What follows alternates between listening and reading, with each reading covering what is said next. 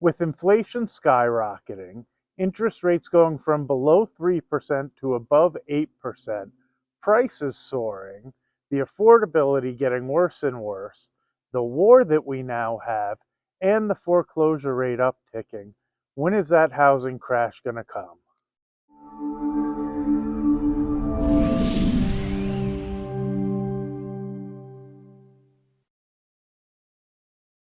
Good morning. My name is Adam Kahn, and I'm the Rational Investor. Today is Saturday, October 14th. I hope you're all doing well and enjoying your weekend. I'm going to get into all those data points one at a time so we can discuss them and talk about all of that as we continue along this video.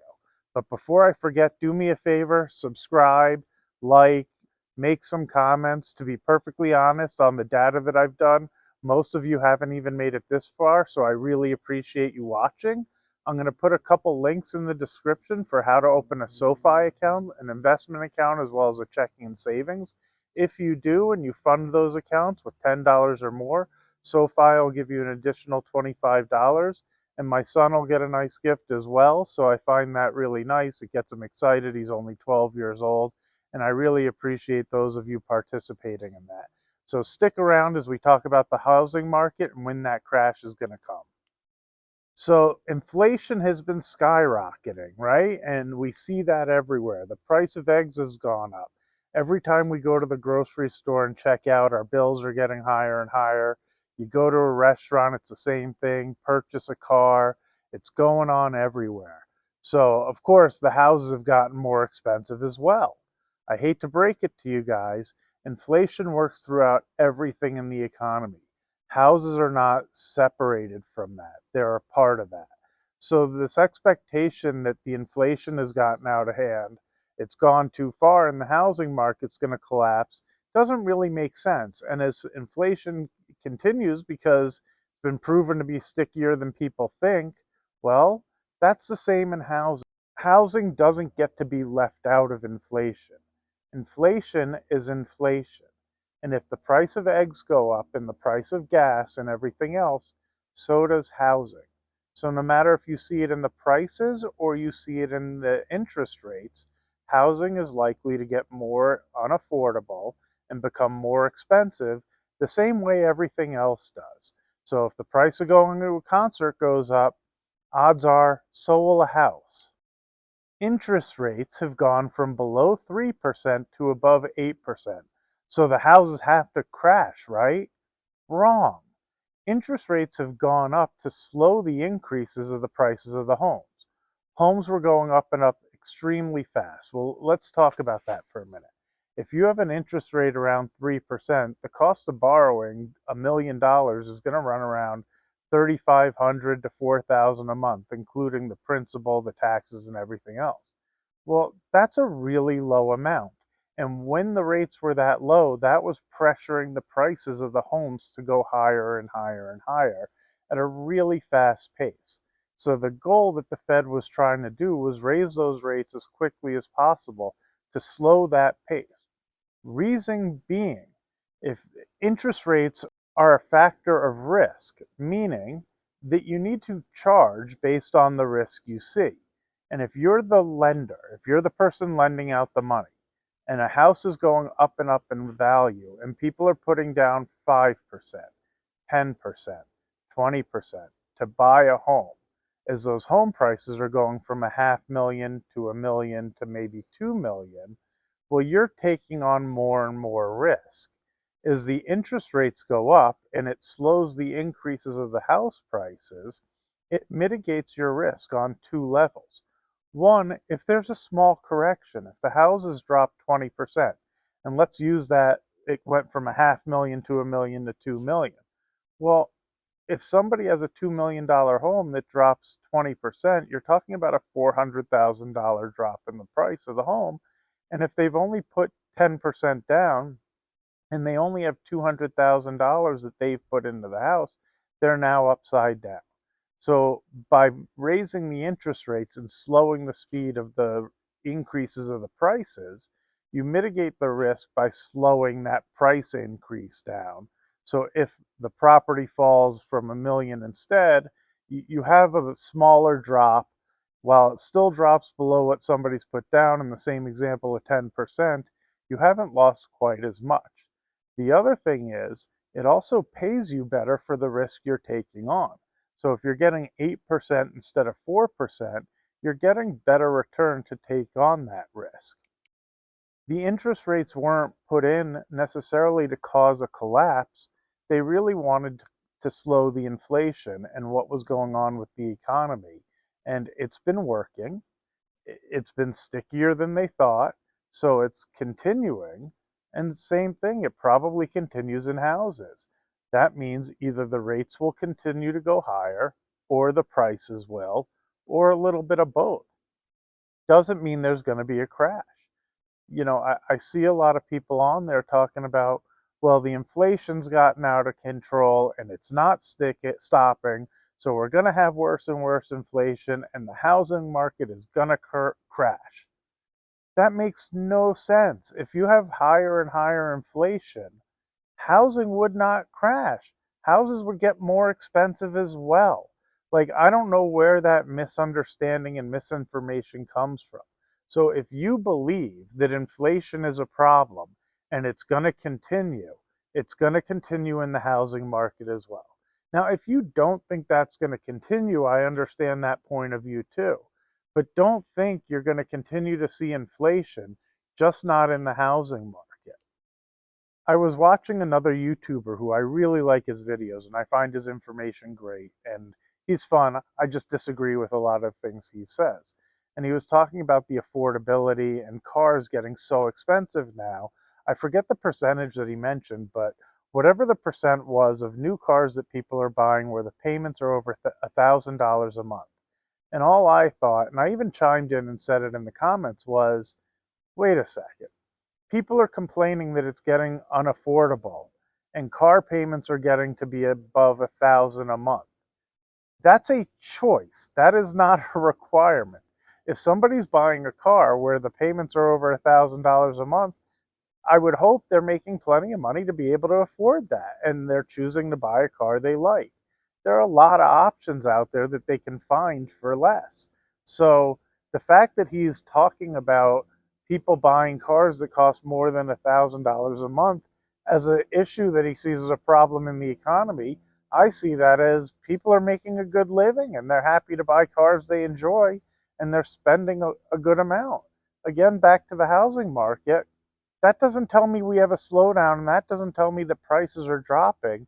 That tells me that people have more money than we realize and they can afford the things they're buying. So I also mentioned that prices are soaring. Well, prices soared. Depending on where you are in the country, I'm seeing a lot of price cuts and I'm seeing things like that beginning to happen, which tells me what the Fed wanted to do is working. I don't see a big crash, but I do see sellers getting more realistic to where they have to be to get their property sold.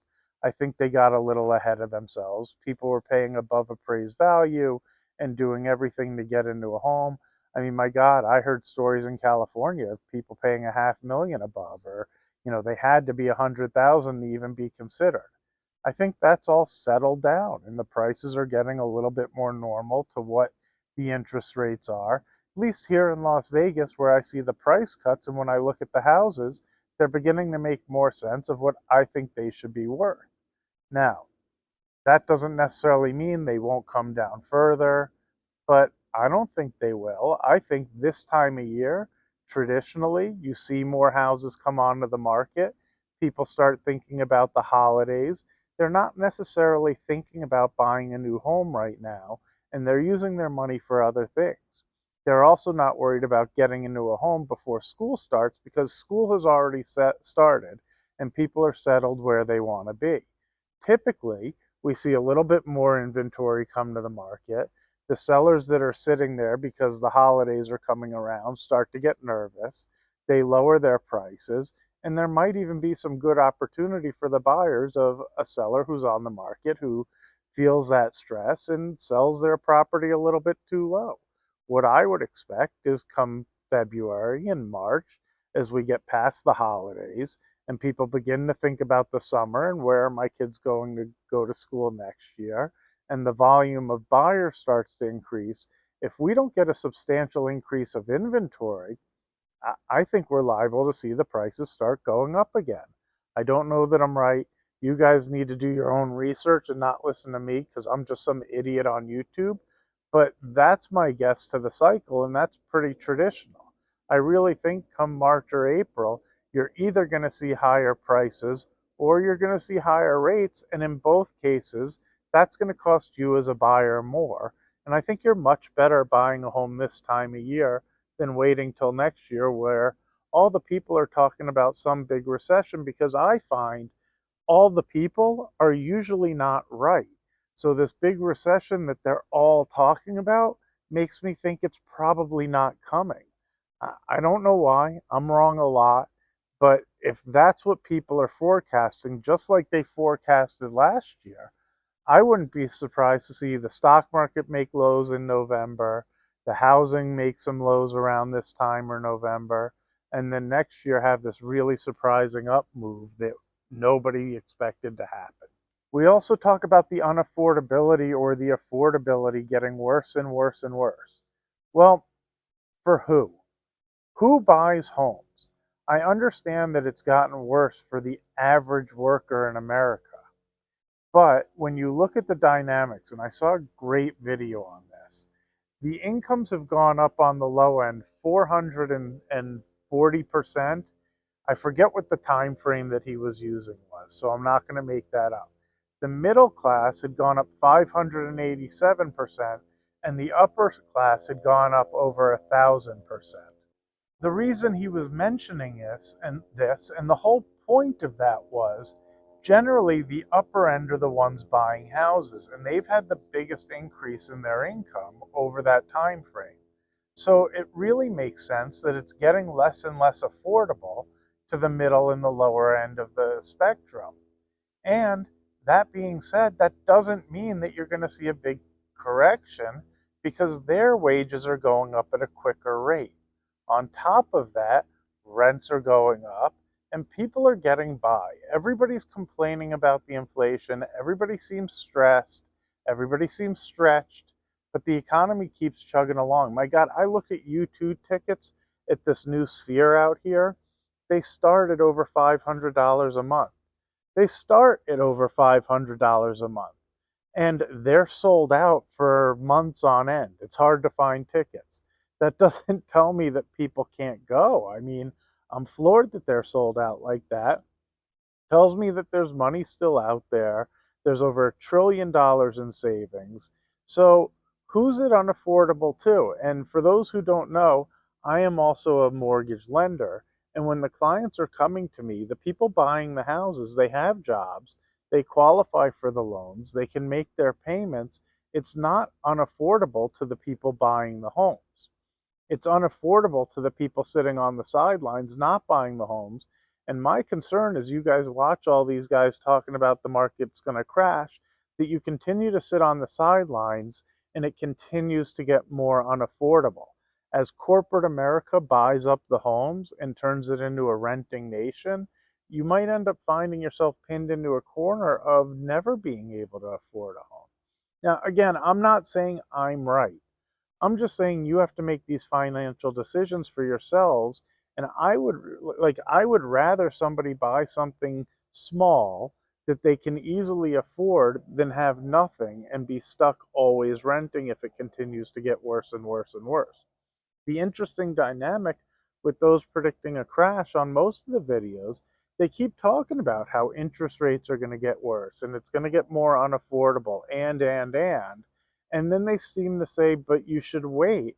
And I don't get that. Like, some of them have been saying this for over 2 3 years, and people who listen to them have been sitting out of the market. They've lost 40% equity on top of the fact that interest rates have gone up a ton, and they're still saying it's coming, it's coming, it's coming. One day they'll be right, and maybe it's tomorrow, but maybe it's in another 3 4 5 10 years. So I would rather somebody own something than nothing. I just don't want to see you bite off more than you can chew, so that if there is a correction that you're stuck in a really bad spot. We now have another war going on. Not only do we have the one in the Ukraine, but we now have one in Israel and in the Middle East. It's a little bit scary. And please, I'll take a second. I'm very impacted by this. I feel terrible for the people out there. I see a lot of innocent people stuck in the middle. It looks miserable. I thank God every day that I live far away from it and my family and I are safe. And I really do. Anyway, let's get off that topic. I don't want to get political and get into that. But we now have another war, so people are saying that's going to start making the economy slow and things crash and everything else. Well, I lived through a few of these wars and I saw the opposite tending to happen. Stock markets, for whatever reason, seem to go higher. Interest rates sometimes, I don't understand why, seem to come down, because that's hard for me to understand. I would think we'd be spending more. I would think oil prices would go up. I would think it would be more reason for rates to go higher. But that hasn't been the case, so I don't understand that one, so forgive me. But prices tend to go up and the economy seems to boom from the wars. I don't get it. I don't understand it, but that does seem to be the history. So I don't think by being in another war, you're going to see house prices come down or the stock market. I think they'll be bumpy and scary, especially because as people get more worried about life, the ups and downs tend to be more extreme. So what I do think you'll see is the ups and downs of the markets be a little bit more extreme. Sorry, there's a glare, at least from what I'm seeing, so I'm going to try to move over a bit. And the last point of the thing that I mentioned in the intro is that is that the foreclosure rate has started to go up. But my God, here in Las Vegas, we are number one on that list, and it's 1 in 2,224 homes. It is super low in terms of the history. So I get that we've had an uptick in the foreclosure rate, but we've had an uptick from near nothing. So I don't see this as being any reason we're going to see a big slew of homes come to the market because of foreclosure. I simply think there's some people that bit off more than they could chew, or you might have some investors who expected certain return, but the investors put a big chunk of down payment down. So odds are it's somebody who put down too little, who couldn't afford the payments, and it's a natural cycle of typical foreclosures. To be perfectly honest, I think that's healthy for the markets and might help keep them where they are and not move up too quickly. Like, I think the Fed's done a phenomenal job. And at this point, the higher for longer seems to be pretty accurate. I don't think they're going to push them any further. There's an 88% chance they do nothing at the next meeting. And there's also a very low chance they do with anything at the following one. You can go to CME.com and look it up. Just look up Fed fund rates, or you can even look up odds of the Fed increasing rates at the next meeting. And it'll bring you right to CME.com, which is the Chicago Mercantile Exchange. And it'll tell you as a percentage the odds that the Fed raises rates.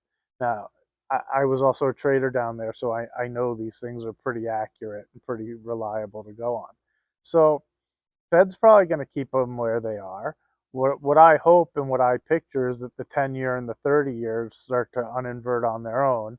All the gloom and doomers are going to go, oh my God, it uninverted. We have a big recession coming. And they're not going to see a recession because it'll be the first time the yield has uninverted naturally without the Fed seeing a recession and having to cut rates on the short end to uninvert the yield. Uh, I think I'm the only one or one of very few who see this that way. Everybody's waiting for it to uninvert so they can say, okay, the recession's now going to start. This time, I really think it's going to be different. I think we'll see it uninvert naturally. I think they nailed it, and everybody's going to see some big recession that we don't have happen. I think the economy is doing better than people think. I think we're slowing down. I don't think we're booming the way we were, but I think that was the intent.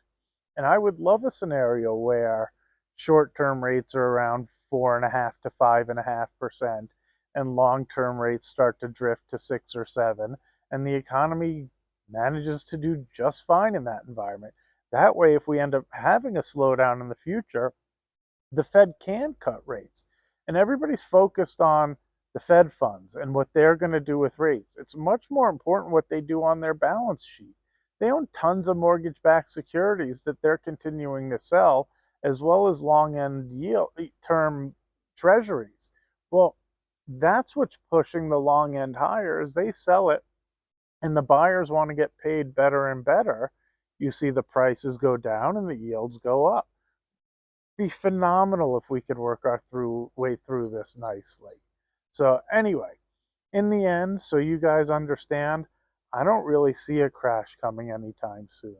I know everybody's going to say, oh, it's self serving. He's a realtor. He's a mortgage person. I'm not a realtor, by the way, but it's not self serving. That's what I think of the market. I own properties. I, I think they're going to do okay. I own stocks. I don't worry day to day whether they're going up and down. I try to just continue with my life, make sure my bills are paid, and close my eyes to it because what I'm comfortable with is in 10 or 20 years, they'll be higher than where they are today. And if I'm not around, well, my son will deal with whatever they are and go from there. So, again, I'll repeat what I said in the beginning. Do me a favor, subscribe, give a thumbs up, comment. Tell me where I'm wrong. Tell me what stocks you like. Tell me why the housing market's going to collapse. I got no issue with any of it. I'm happy to discuss it. I just see things a little bit differently, I think.